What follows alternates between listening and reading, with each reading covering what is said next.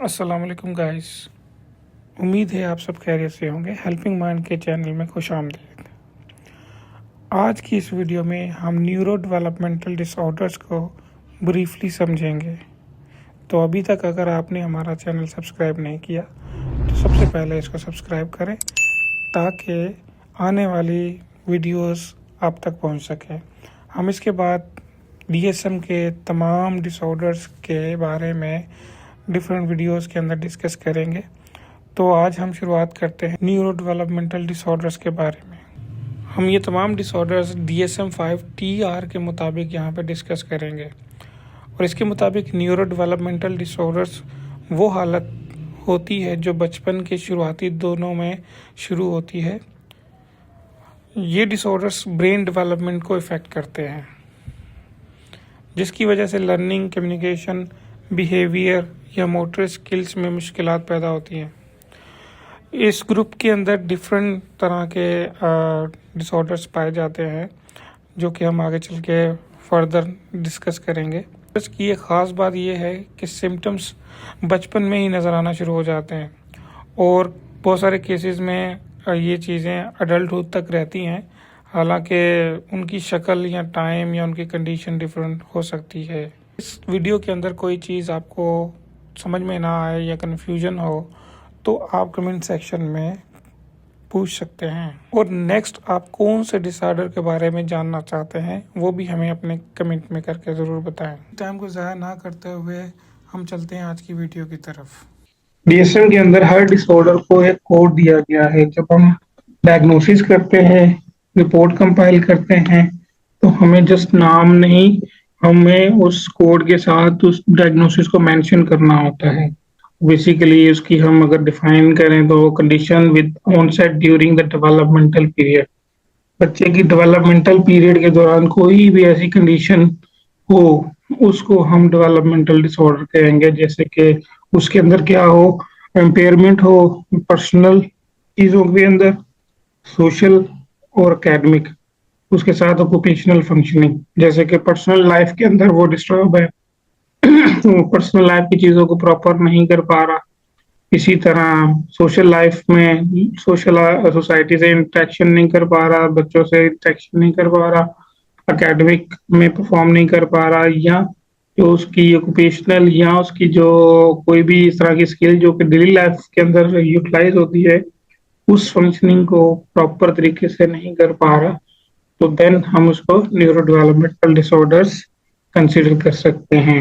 इसमें बहुत सारे डिसऑर्डर्स हैं और उनकी जो जर्नल की करेक्टरिस्टिक्स हैं, या हम उसको कहें कि जर्नल उसकी जो कुछ एलिमेंट्स हैं वो ये हैं कि ये ज्यादा से ज्यादातर जो होता है वो इन्फेंसी और चाइल्डहुड के अंदर पैदा होता है या डेवलप होता है।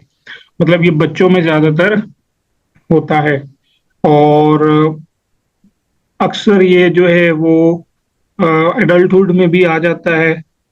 ठीक है, जो कि इफेक्ट करता है ब्रेन डेवलपमेंट को, और इसके लिए जितना जल्दी हो सके इसको आइडेंटिफाई हमें करना जरूरी होता है। अदरवाइज जितना ही लेट होता जाएगा उतनी प्रॉब्लम सीवियर होती जाएगी और उसकी क्योर उतनी ज्यादा मुश्किल होती चली जाएगी। तो जितनी छोटी उम्र में बच्चे को हम डायग्नोस कर लें, आइडेंटिफाई कर लें, तो वो हमें उतना ज्यादा हेल्प आउट करता है उस चीज को टैकल करने में।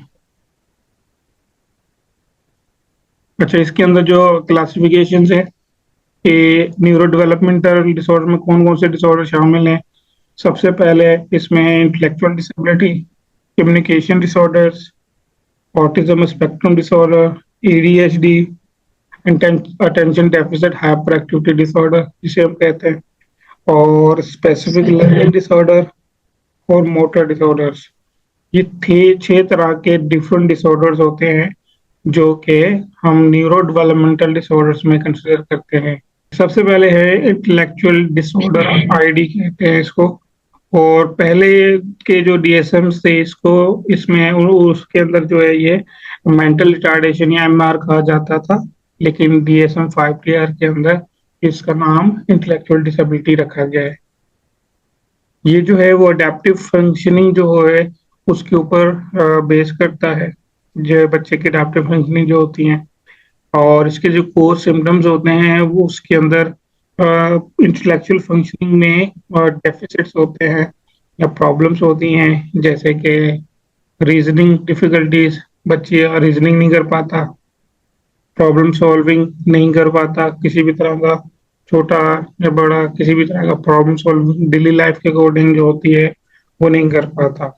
एब्स्ट्रैक्ट थिंकिंग उसकी बहुत लिमिट होती है और एब्स्ट्रैक्ट थिंकिंग नहीं कर पाता। पुअर एकेडमिक लर्निंग होती है, लो इंटेलेक्चुअल परफॉर्मेंस होती है, जैसे कि जिसे हम लो आईक्यू कह सकते हैं। ओके, अच्छा, इसमें अभी है कि डेफिसिट एंड अडेप्टिव फंक्शनिंग क्या है। तीनों डोमेन के अंदर अगर वो चीज हमें पाई जा रही है या नजर आ रही है तो हम उसको डेफिसिट कहेंगे एकेडमिक फंक्शन अडेप्टिव फंक्शनिंग के अंदर। तो इन तीनों डोमेन्स के अंदर अगर प्रॉब्लम होगी तो हम इंटेलेक्चुअल डिसऑर्डर्स को कंसिडर करेंगे। जैसे कि नंबर 1 इसमें ओके। है कंसेप्चुअल डोमेन।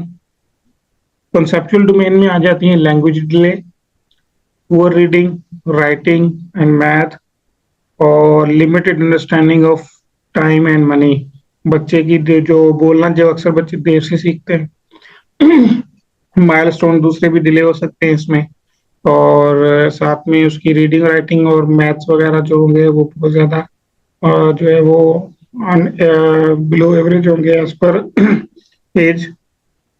देन उनकी जो टाइम और पैसों के बारे में उनको कोई आइडिया नहीं होगा। जैसे आम बच्चे जो होते हैं जल्दी जो है वो पैसों के बारे में जानने लग जाते हैं, लेकिन ये बच्चे जो होंगे इनको नहीं पता होगा कि पैसों का क्या फंक्शन है, टाइम का क्या फंक्शन है। नेक्स्ट इसमें हमारे पास सोशल डोमेन आता है। तो इसके अंदर सोशल डोमेन के अंदर पुअर सोशल जजमेंट होगी। उनको नहीं पता होगा कि कौन सा एनवायरनमेंट है, यहाँ पे कैसे बिहेव करना है, कैसे रिस्पॉन्स करना है। और फिर इनको दोस्त बनाने में काफी डिफिकल्टी होती है, ज्यादातर बच्चे अकेले रहते हैं। और इमेच्योर सोशल बिहेवियर होता है, मतलब कहीं पे भी जो है ये ओवर जो है वो एक्सप्रेशन शो कर सकते हैं या रिजिडिटी शो कर सकते हैं। इस तरह से इनका पुअर या इमेच्योर सोशल बिहेवियर होता है। इनको नहीं पता चलता कि किस एनवायरनमेंट के अंदर किस तरह से बिहेव करना है। Number 3, practical domain. Practical domain जो कि डेली लाइफ स्किल्स होता है, उसके अंदर सेल्फ केयर नहीं कर पाते अपनी, या अपनी खुद की जो चीजें हैं उनको मैनेज नहीं कर पाते, खुद के काम नहीं कर पाते, और डिपेंडेंट होते हैं टोटली ये फैमिली पे या पेरेंट्स पर। और ऑर्गेनाइजेशन स्किल्स जो होती हैं और वो भी सही नहीं होती, मतलब इनको नहीं चीज़ों को ऑर्गेनाइज करना, वो इनको नहीं आता ज़्यादातर। ठीक है, तो अगर इन तीनों डोमेन के अंदर प्रॉब्लम शो हो रही हैं और तो, या इन तीनों डोमेन में से जो प्रॉब्लम्स डिस्कस हुई हैं ये सारी की सारी हमें उस बच्चे में नजर आ रही हैं, तो इट मीन्स कि वो डेफिसिट है, एडाप्टिव फंक्शनिंग उसकी जो है वो पुअर है या कम है या डेफिसिट। नेक्स्ट सी है डेवलपमेंटल ऑनसेट। ठीक है, डेवलपमेंटल ऑनसेट मतलब ये है कि वो स्टार्ट कब होता है, बिगिन कब होता है इनके सिम्टम्स। तो ये लाजमी ये है कि बिफोर 18 ईयर्स ऑफ एज जो है ये स्टार्ट हो। ठीक है, मतलब यहाँ पे अब 3 क्राइटेरिया हमारे पास आ गए, ए बी एंड सी। ठीक है, ए में इंटेलेक्चुअल फंक्शनिंग आ गई, बी में अडाप्टिव फंक्शनिंग आ गई, और सी में डेवलपमेंटल ऑनसेट आ गया। ये तीनों चीजें हम देखेंगे। और देन हमारे पास इसका सीवियरिटी लेवल्स है, माइल्ड, मॉडरेट, सीवियर, प्रोफाउंड। ठीक है, ये 4 तरह के हमारे पास इनके लेवल्स होते हैं according to symptoms, according to बच्चे के लेवल पे हम जो है इनको देखेंगे कि कौन से लेवल पे वो बच्चा या वो इंडिविजुअल मौजूद है। माइल्ड है तो उसके लिए जो कोड होगा F70 होगा, मॉडरेट के लिए F71, सीवियर के लिए F72, और प्रोफाउंड के लिए F73। ये कोड्स हम साथ में मेंशन करेंगे जब भी डायग्नोसिस बनेगा या रिपोर्ट बनेगी अकॉर्डिंग टू DSM-5 TR। जी तो ये था आज का हमारा डिसऑर्डर, जो कि न्यूरो डेवलपमेंटल डिसऑर्डर का पहला डिसऑर्डर था, इंटेलेक्चुअल डिसेबिलिटी। इसके अंदर कोई कन्फ्यूजन या कोई सवाल हो तो आप कमेंट में पूछ सकते हैं। इंशाल्लाह हम अगली वीडियो में न्यूरो डेवलपमेंटल का नेक्स्ट डिसऑर्डर डिस्कस करेंगे। तब हमारे चैनल को सब्सक्राइब करना मत भूलिएगा। मिलते हैं अगली वीडियो में। शुक्रिया। अल्लाह हाफिज़।